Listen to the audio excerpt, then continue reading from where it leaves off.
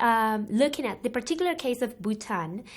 Bhutan is an interesting case. Despite being a small country, it's only 700,000 people. It's interesting because it has a holistic approach to development.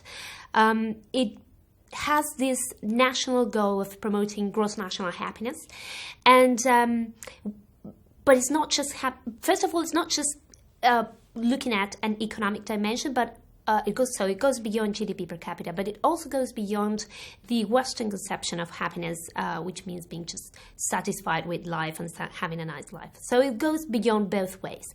They look at the environment, the culture, having a really good quality of life. They want to promote that. It's a country at early stages of development. It's a rural country, mainly a rural country. And so I was looking at what has happened with the multidimensionally poor, what has happened to people that experience simultaneous deprivations over time. It wasn't a long period of time because of the data availability. I was able to look at 2 points in time, 2003, 2007. And what I found is that in this period, in which, by the way, there has been a very good economic growth with an average growth rate, annual growth rate of about 5.8%. So in this period, there has been an unambiguous reduction in multidimensional poverty and not just in monetary poverty. So it means that people, not just that the poor became richer and moved out of poverty in terms of income, but that they got access to key services such as water, improved sanitation, education. They have better housing conditions such as less overcrowding. And so they also experience better health. So understood in this way is that poverty has been improved, has been reduced. Another important key finding, however, is that although poverty has decreased, you can look at two aspects of poverty. On the one hand, you can look at the proportion of the poor, but you also might be interested in how intensively poor the poor are, meaning how many simultaneous deprivations the poor experience. And what I have found is that the reduction of poverty in Bhutan has been mainly driven by a reduction in the proportion of the poor, whereas those that remain poor are more or less as intensively poor as before, as in 2007, as in 2003. So there's still room for improvement. And as I said, although this is a small country, what has been going on there might be important, interesting for other geographic units of similar size, say for certain Indian states or any other country that can be comparable. So if we look at multidimensional poverty versus income poverty, in this case of Bhutan, what I've found is that if we were to try to reach the multidimensionally poor through the income variable alone, we would miss a huge amount of people. So when I use the national poverty line, income poverty line, and looked at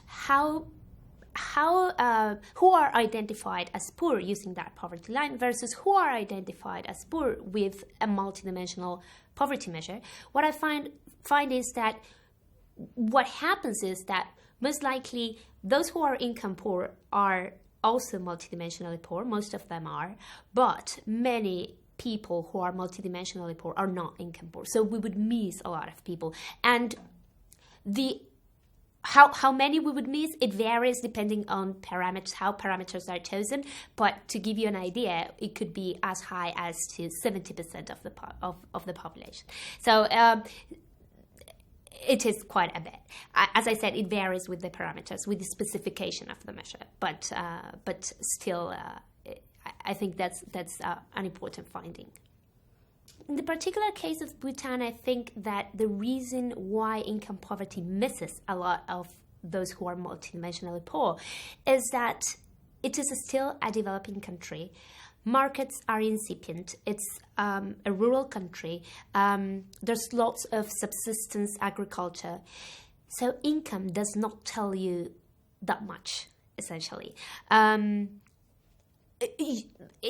story might be different in countries at a different stage of development. In richer countries, you may have the other way around. You may have lots of inclusion, what we call inclusion error. You may be considering poor people that multidimensionally might not actually be poor.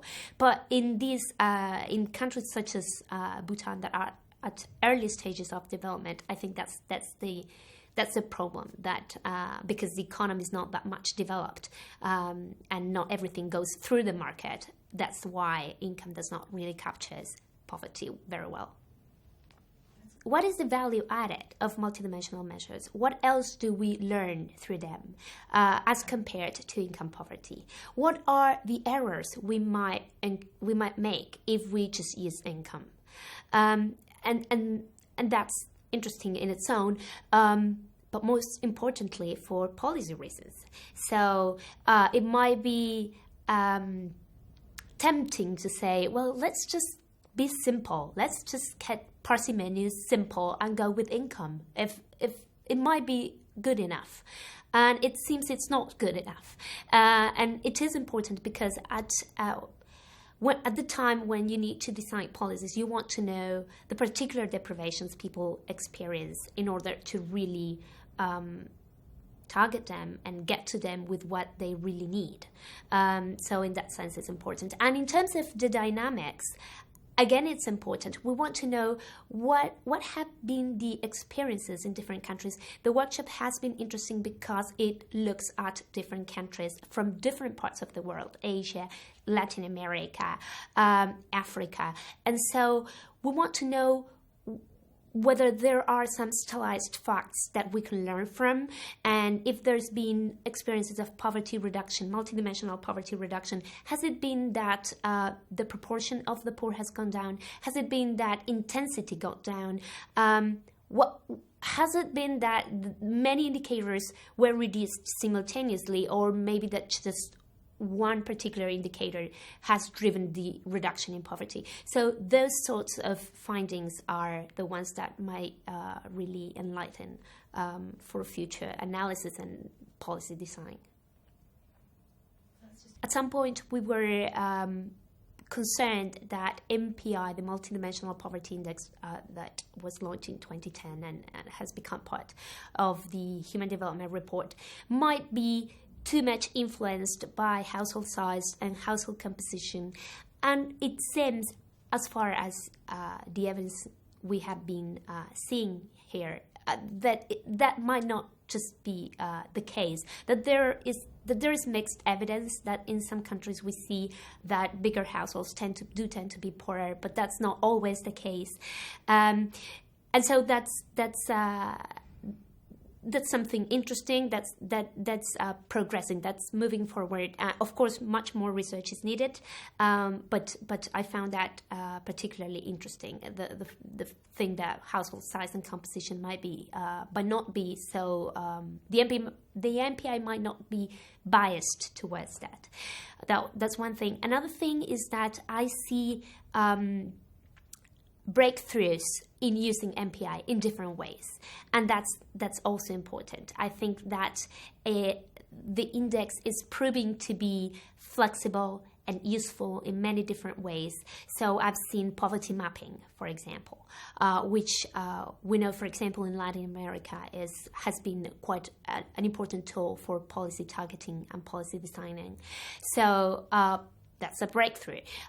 We've seen regression analysis of different types of income over MPI, and in different ways of different variables. How do they affect the probability of a household being poor? Again, that will inform policy. That helps to build a body of knowledge that will inform policy.